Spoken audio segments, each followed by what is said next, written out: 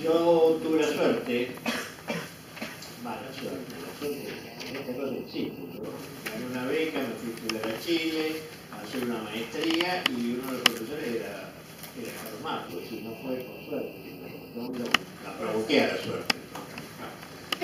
Y esto era en el año 68 y ahí iniciamos una relación y después se retomó aquí en Buenos Aires en el 74, en la oficina de la CEPAL, recién se instalaba la oficina de la CEPAL aquí en Buenos Aires, y él finalmente se fue a Venezuela, donde se encontró con un ambiente particularmente propicio que había sido sembrado, entre otros, por varios de los académicos argentinos que, corridos tras las noches de los bastones largos en el año 66, decidieron, como acto colectivo,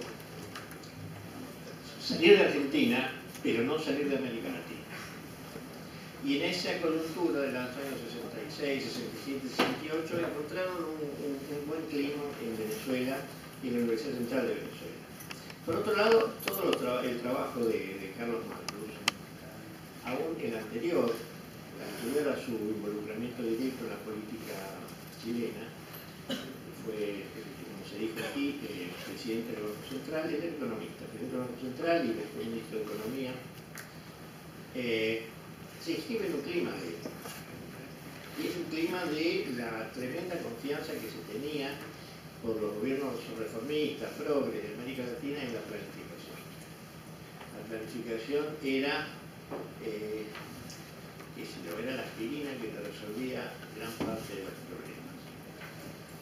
En Chile tenía una larga trayectoria que empezó con un economista que fue importante, Jorge Ahumada, y se fortaleció por los trabajos de la CEPAL. La CEPAL tenía su sede en Chile, y entonces nucleaba a un montón interesantísimo de economistas, sociólogos, planificadores, y que le dieron impulso a todos estos estudios. Y bueno, entonces ahí estuvo lo de Marx. Lo que pasa es que cuando él ya había desarrollado este tema de la alta dirigencia, Alcalil se llamaba el programa de él, pasó por aquí y no se expuso. Yo no me acuerdo, yo creo que habrá sido esa interminable entrevista y entonces uno que, por supuesto, tenía menos años que ahora, no era un muchacho, pero cometió algo que hacen los chicos, que los chicos son irreverentes, entonces yo, después de escucharlo ahí en un seminario chiquito, le dije, mirá, está bien, pero ¿sabes qué? Yo me estoy acordando de Rogelio, el personaje de Landru. Hubo que explicarle. Rogelio, el hombre que razonaba demasiado. Perdón, se molestó. Fue la última vez que lo vi. Pero en el fondo, más allá de esa ironía que a veces uno no sabe contener, lo que, y por favor no dejen de leer los libros de Carlos Marx. Yo ejerzo la docencia en una universidad que ha publicado varios de ellos. Entonces, lo que yo planteo es que sí, es importante hacer bien las cosas, pero muchas veces en política terminas haciendo los conchados. No es lo mejor, no es lo bueno, pero entonces yo tengo siempre dos frases que recuerdo. Una es Napoleón. Napoleón dice, vos estudiás, y después te tirás. Uno se tira y después ve. On s'engage, puis on voit. Y mucho más acá, Fernando Enrique Cardoso, que fue un exitoso sociólogo, fue un exitoso presidente de Brasil, fue un excelente ministro de Economía, siendo sociólogo fue el tipo que dominó, puso bajo control la hiperinflación brasileña, y bueno, terminó en las peores posiciones políticas. Pero antes de eso, él tiene una definición, que si la política consiste en tomar decisiones en medio de restricciones múltiples con resultados inciertos. Esto no es una recomendación a la improvisación, pero a veces las cosas son más complicadas que lo que uno se imagina. Entonces, por debajo de estos enfoques de planificación, en particular el de Carlos Mato, que como él fue no solo un académico y un economista, sino que tuvo la experiencia del ejercicio de la función política como parte ¿cómo era? El líder sin Estado Mayor. Parte del Estado Mayor presidencial. Entonces eso inevitablemente se nota, inclusive la diferencia que hay entre sus primeros prepolíticos trabajos y los posteriores, que es, yo diría, la reflexión sobre un proyecto que no pudo ser. Esto no le quita valor, pero para nosotros que lo leemos desde otro lugar, en otro momento, y esto es una cosa que antes de la ironía yo lo discutía, varios discutimos con él. Está bien, vos estás proponiendo un esquema, un modelo de planificación para un gobierno como el que a vos te gusta. Pero ¿qué pasa con los gobiernos que a uno no le gustan? Y entonces uno va como capacitador, entonces no, a eso yo no les enseño nada. Dice alguien, no, yo a Estados Unidos no voy a dar clases porque no quiero que se entiendan las cosas que yo sé. Y no es un perejil, es el tipo, eso me lo dijo a mí el abogado catalán que logró echar preso a Pinochet. Digo, ¿por qué no se traducir tu libro al inglés, que es excelente? No, dice, yo no le voy a contar a los americanos, vos tenés que saben hablar el español. Bueno, lo que uno tiene que, me parece a mí, desde la perspectiva de estas actividades que desarrolla el Instituto Patria, y que debía haber dicho al principio, agradezco mucho la invitación que me hacen para participar de ellas, de ver que por debajo de todo esto, en el subterráneo, no el submundo porque es muy feo, pero en el subterráneo de todo esto hay siempre concepciones profundamente políticas y que se refieren fundamentalmente al papel del Estado en nuestra sociedad, la política y el Estado. Entonces por ahí es que a mí me gustaría empezar a esto, entonces, bueno, el Estado, ¿qué es el Estado? ¿Y para qué es el Estado? Bueno, el Estado se crea, se desarrolla a partir de cierto momento. Es un modo de organización del poder político del Estado. Uno de los muchos que ha conocido la historia. Las ciudades-estado griegas, el imperio y la República Romana, las ciudades-estado en el Renacimiento italiano, y finalmente el llamado Estado moderno o Estado-nación a partir de la Revolución burguesa. ¿Y para qué es eso? ¿Por qué la gente decide organizarse? Porque si no nos organizamos nos matamos entre todos. Porque somos perversos, puede ser, pero simplemente porque todos tenemos la propia idea de cómo deben ser las cosas. Entonces, la única forma de que no nos arranquemos los ojos tratando de imponer nuestra individual o grupal o sectorial perspectiva es poniéndonos de acuerdo. Y entonces el Estado responde básicamente a garantizar un mínimo de seguridad y de preservación de la vida humana, tanto respecto de la gente que reconoce su autoridad como las amenazas que vienen de afuera. Más, y de esa manera garantizar la libertad y la propiedad. Esto aparece claramente en la vieja Declaración de Derechos del Hombre y del Ciudadano de 1789, la Revolución Francesa, y después con diferentes estas reformulaciones se mantiene hasta la fecha. La declaración francesa decía una sociedad en la que no se garantiza la libertad, la propiedad, la seguridad y el derecho de resistencia a la opresión no tiene constitución. En esa época se quería decir no tiene Estado. Es decir, esos eran los grandes objetivos en función de los cuales se organizaba el Estado. ¿Qué dice hoy lo más avanzado del constitucionalismo latinoamericano? El sentido del Estado es garantizar el buen vivir.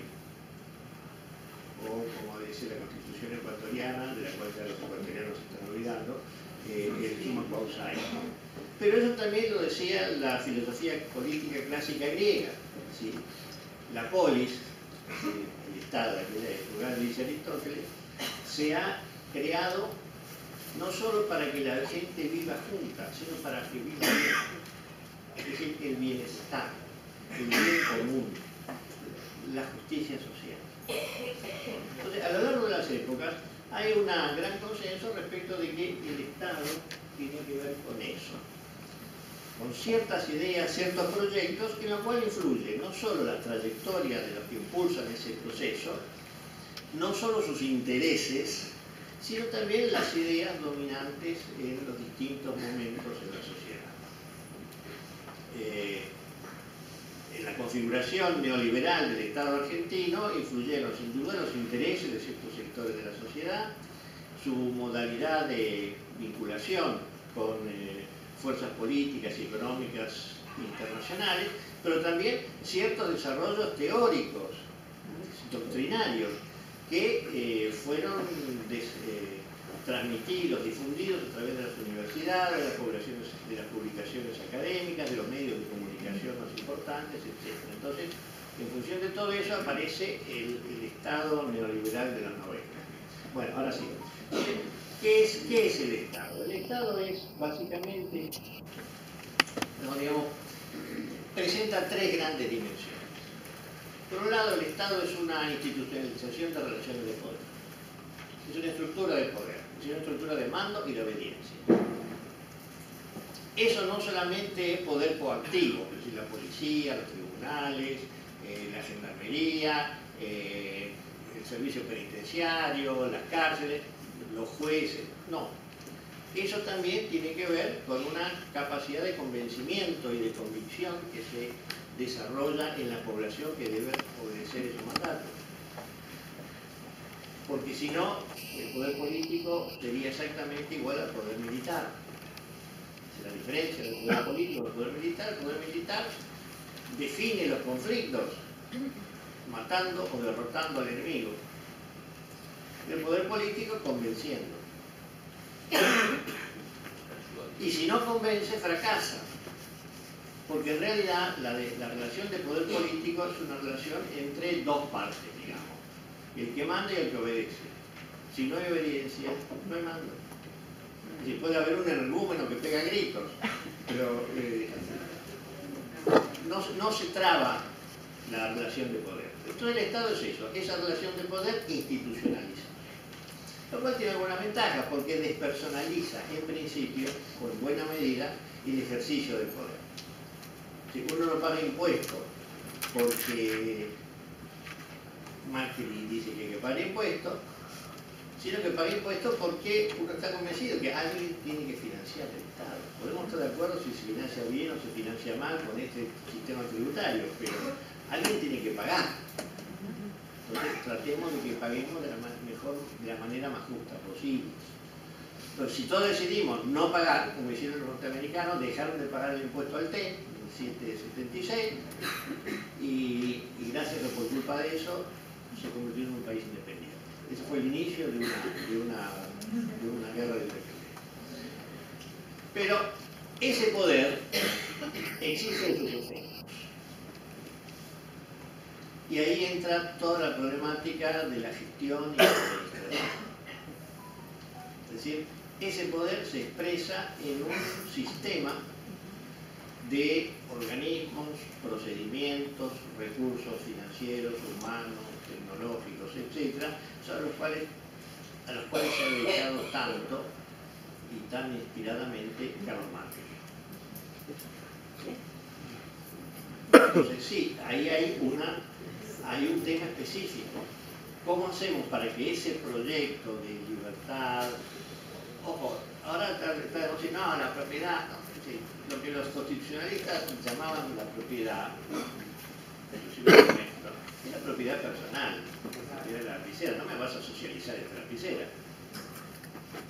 Ese es el derecho ciudadano que existe a la propiedad, al fruto de tu trabajo, no a los grandes monopolios. Pero entonces, esos objetivos tienen que expresarse y hacerse efectivos de manera cotidiana a través de un conjunto de prácticas, de aparatos, de procesos, etc., que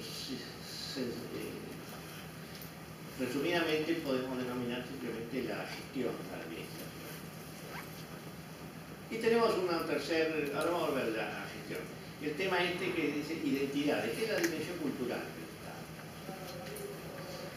El Estado nombra. El Estado nombra varón, nombra mujer. No, pero esa es la naturaleza. No, sí, no. La naturaleza define el sexo, pero el género lo define la sociedad. Es decir, qué puede hacer un hombre, qué puede hacer una mujer, qué hace a un hombre y qué hace mujer a una mujer. Y lo vemos desde chiquitos, porque en esto las familias, la educación, las iglesias, los medios de comunicación tienen un papel fundamental. Cuando dice, ya no tanto, pero sí en mi lejana infancia, las nenas no juegan a la pelota, los varones no juegan con muñecas. Hasta que llegó la Barbie, que tiene un novio que se llama Ken, un novio o qué sé yo, que se llama Ken, y entonces los varones pueden jugar, eso sí, con Ken, pero por algo te aproximas a Barbie a través de Ken. Y ya la práctica del fútbol femenino, pero de todas maneras, seguimos. Y esto uno lo ve en todos los órdenes de la vida. Podemos hablar de un recolector de residuos, podemos hablar de un cartonero, podemos hablar de un vago de cuarta, de un cabecita negra. Son todas definiciones que construye el Estado a través de estos mecanismos. Los pibes pilleros son peligrosos. Ser pibe es inevitable después digamos, sí es evitable si uno no tiene la dieta que debe tener ni la vacuna que debería tener, lo más probable es que muchos no lleguen a ser pibes. Pero bueno, suponiendo que lleguen a ser pibes y salís de una villa, obviamente te vestís de manera diferente, usás la visera para atrás, de preferencia, no para adelante, etc. Y eso se construye con un significado de peligrosidad. ¿Desde dónde se construye ese significado de peligrosidad? Desde los medios de comunicación, desde el pseudo sentido común de las clases medias bien pensantes, avalado por la política y por el Estado.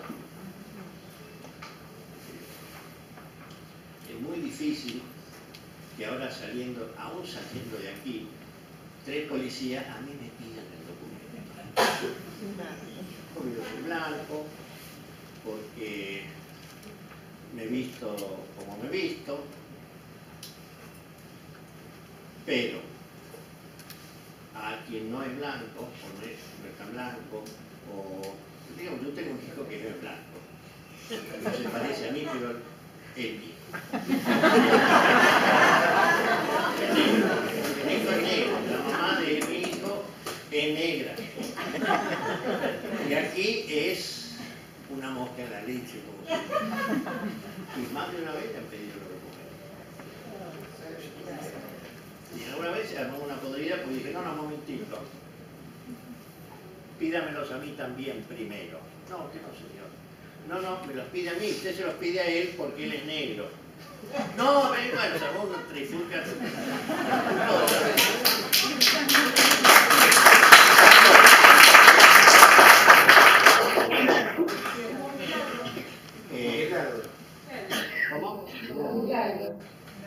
Milagro es mujer, es india, es negra y fue una rompe paciencia.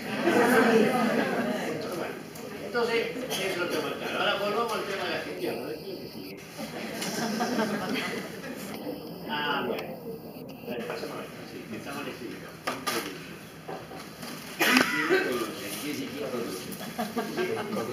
El Estado es esa estructura de poder y es una arena de conflicto. Conflictos de gestión, pero también conflictos políticos. ¿Por qué? Porque efectivamente los gobiernos pasan las distintas camadas de la gestión pública se mantienen y las camadas de gestión pública no solamente tienen un interés corporativo, miran con más cariño o con más desconfianza algunos estilos y algunas políticas de gobierno.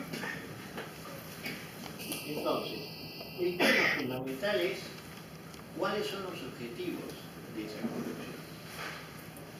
Yo empecé a trabajar estas ideas allá por los 90, cuando veía con más disimulada preocupación el entusiasmo con el cual se encaraba la tarea de la reforma del Estado. Los debates respecto de que si teníamos un Estado demasiado grande o demasiado chico, si el Estado era gordo, fofo, de los recortes, etc. Y entonces ahí lo que uno se pregunta es, ¿gordo para qué?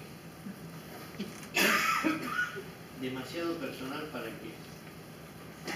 ¿Demasiado gasto para qué? Porque así como uno dice, mira, si vos lo que querés es viajar a Tucumán, en principio podés irte en bicicleta, pero lo más práctico es que vayas en micro o en avión. Ahora que ya no hay tren. Entonces, a nadie se le ocurriría ir en bicicleta a Tucumán. No andate en avión si podés. Y si no en micro. Ahora, si uno va a ir de aquí a Avellaneda, no se toma un avión. Puede irse a pie, saliendo tempranito. O en micro. Entonces, el objetivo, el fin al cual uno apunta, determina, o por lo menos condiciona, los instrumentos y los recursos que uno va a utilizar. Entonces, toda discusión respecto de cuán grande o cuán chico o cómo debe ser la gestión y la administración del Estado son una derivada de los objetivos que el Estado se supone que persigue. Y lo estamos viendo otra vez ahora. Porque el argumento de que hay demasiada gente, corremos a la gente, el argumento de que se gasta demasiado plata y recortamos los programas, y el argumento de... Es una discusión que hay que dar, pero no dejarse engolosinar por esa discusión. Lo que tenemos que tener claro es, ¿para qué? Para pagar la deuda externa, para garantizar que los dólares que entren salgan rápidamente. Eso es lo que hay que preguntarse. Entonces sí, si lo que vamos a hacer nosotros es simplemente la ventanilla que recibe los dólares que vienen del Fondo Monetario y después se la pasa a los inversores, con 4 o 5 tipos es suficiente. Es más, el hecho de que individuos con probada ineficiencia gerencial ocupen posiciones, sean el Estado Mayor del actual gobierno, es la mejor prueba de que no hace falta saber mucho para desempeñar esas funciones de acuerdo a esos objetivos. Entonces la idea mía es que lo fundamental es lo sustantivo. ¿A dónde vamos? ¿A dónde queremos ir? Y eso es lo que va a definir los recursos, el tipo de organización que nos va a servir más. Porque en esto hay que ser, me parece a mí, moderadamente utilitarios. No hay modalidades de organización buenas en sí mismas o malas en sí mismas. Depende de lo que uno busque. Y lo que hay disponible.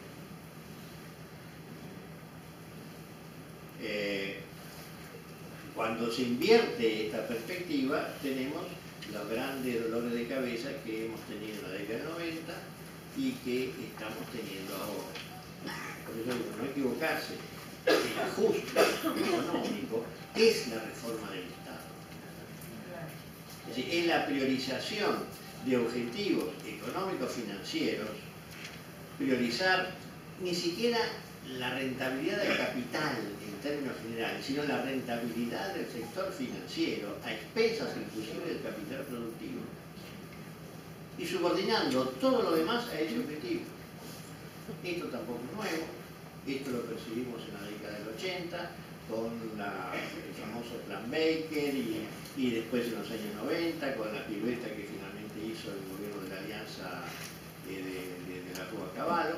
Es decir, es un permanente recurrir, como decía Marcelo Diaman, que fue un economista y fue un empresario, es decir, el péndulo fatídico de Argentina, que pasa de un gobierno nacional popular desarrollista a un gobierno oligárquico neoliberal, y después estalla la crisis y viene el nacional popular y entra en crisis, y bueno, ¿qué podemos hacer para evitar esta segunda crisis que nos lleve a la primera? Entonces, el tema es entonces, toda esta cuestión del debate del Estado tiene que darse ante todo en términos de objetivos y de fines. Ahora, un estilo que tienen aquellos que quieren encubrir sus verdaderos objetivos, porque sospechan, no sin razón, de que si los explicitan se quedan solos, es focalizar la discusión en los temas formales y no discutir lo sustantivo. Yo el ejemplo que siempre daba era el de la Guerra Civil Norteamericana. La Guerra Civil Norteamericana, lo que se discutió fue si iba a seguir habiendo o ya no iba a haber más esclavitud. Los estados esclavistas del sur era que no estamos discutiendo eso. Estamos discutiendo si el Estado federal puede constitucionalmente inmiscuirse en los asuntos internos de cada Estado confederado. Es una cuestión formal. Sí, la ley que Lincoln consiguió que se aprobara, aboliendo la esclavitud, era inconstitucional, porque estaba metiéndose en un tema interno a los estados particulares. Pero no estamos discutiendo la esclavitud. Yo me acordé una vez más de eso, la otra noche en el debate en el Senado de la ley de penalización de la interrupción voluntaria del embarazo. Porque ahí hubo, sin duda, algunos senadores, hubo argumentos sustantivos en términos de, digamos, la razonabilidad del proyecto.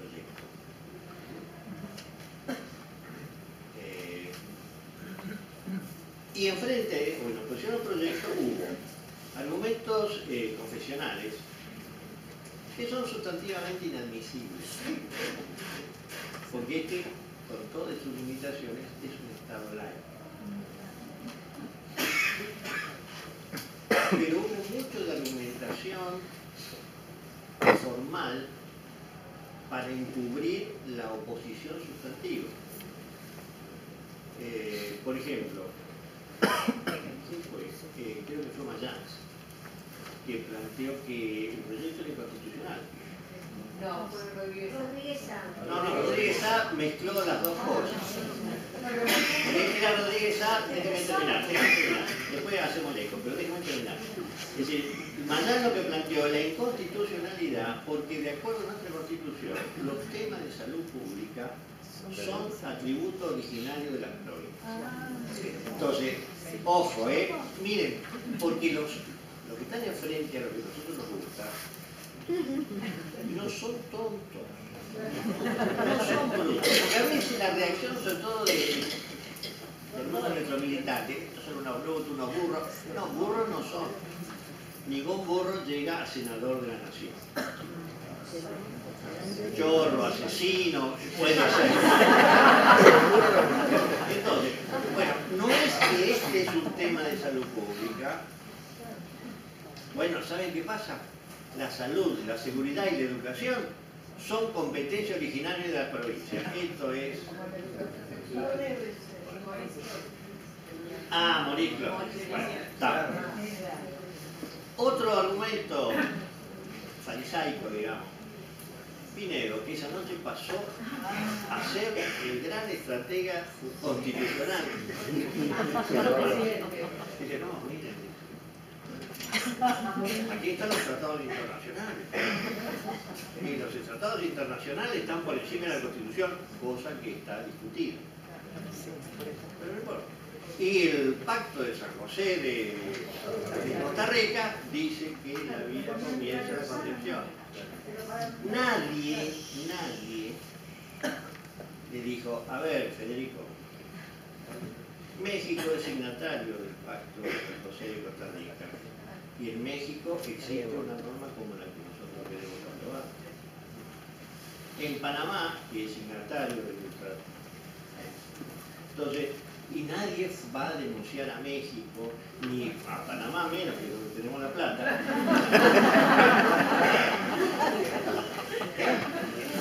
Y finalmente el argumento de una de las senadoras salteñas, que hace todo un análisis respecto de los conflictos y contradicciones y ambigüedades del proyecto que llega de la Cámara de Diputados.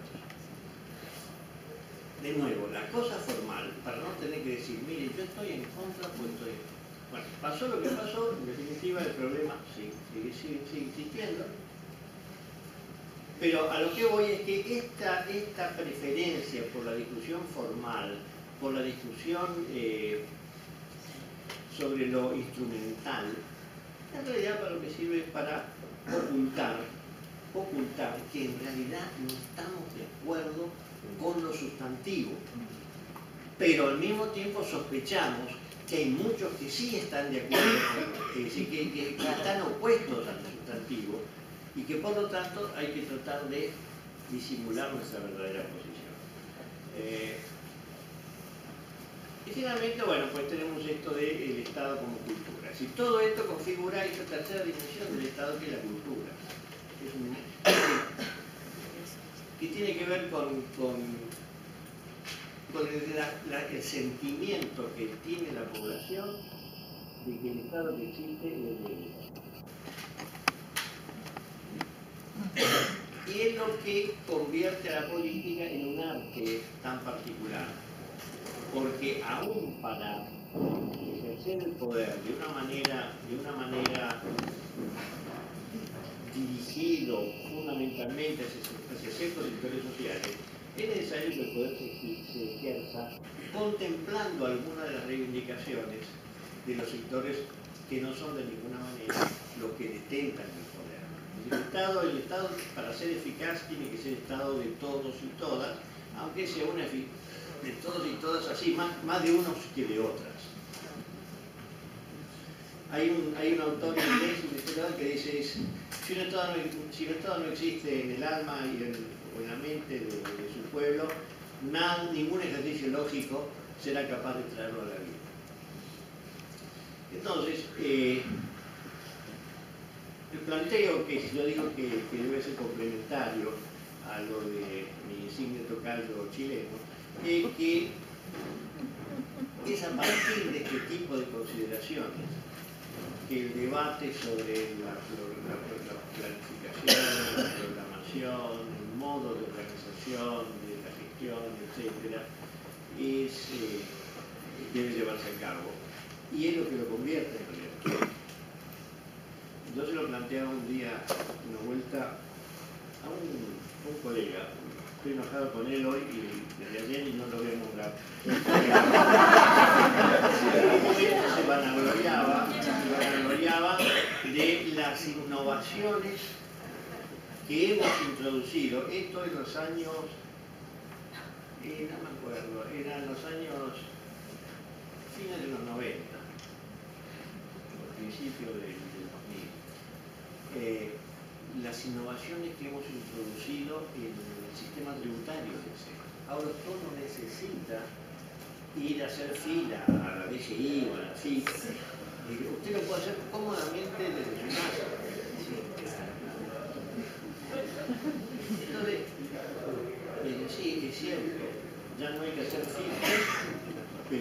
sistema tributario sigue siendo regresivo. Y él me contestó, sí, es regresivo, pero por lo menos no tenía que hacer comer. Y los dos teníamos razón. Pero entonces, quedarnos en la innovación, en la cosa formal, en el procedimiento, es lo que yo llamo el síndrome de Pantaleón. Para los que no leyeron esa novela de Vargas Llosa. Vargas Llosa en política piensa lo que piensa, pero tiene ideas locas. Entonces la historia de Pantaleón Pantoja, que después hizo una película, exactamente, la novela es Pantaleón y la biblioteca.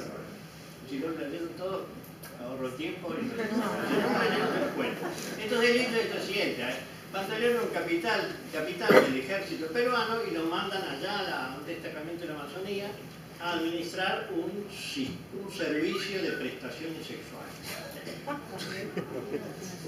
El tipo va y es un campeón de la gestión pública.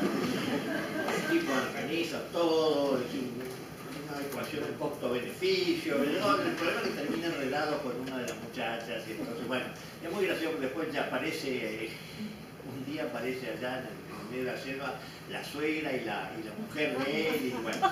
Pero el hecho es que por ese eficacísimo sistema de gestión, Pantaleón Pantoja recibió la felicitación de los superiores. Y yo digo, sí, se convirtió en el gerente más brillante de lo que nunca dejó de ser un burdel de frontera. Bueno, algún colega se molestó un poco. Pero bueno, ese es el río que nosotros tenemos. ¿Sí? No es lo mío una exaltación del gobierno a los ponchazos. Y nosotros tuvimos muchos ponchazos. Y esos ponchazos y esas desprolijidades a veces sirvieron para opacar o para reducir la plenitud de recolección de los frutos de los esfuerzos que estaban haciendo entre todos y todas. Pero hay muchas veces que, por múltiples razones, la inexperiencia, el tiempo, la mayor experiencia que tienen siempre los que ya están desde hace años y los que no quieren, obliga a trabajar los ponchazos, porque no nos olvidemos, cada vez que perdón, pero estamos aquí para hablar, iba a decir a camisa de esa lucha. Cada vez que nosotros llegamos al gobierno, llegamos después de una crisis. ¿Eso qué significa? Entre otras cosas, significa una explosión de demandas y de urgencias por parte de sectores sociales cada vez más amplios, a quienes uno no puede ir a decirle, no, pará, pará, mirá, no, porque nadie puede exigirles que moderen sus necesidades, porque las propias necesidades son inmoderadas. Entonces, en esas condiciones, como decía Napoleón, pues vos te tirás y después ves.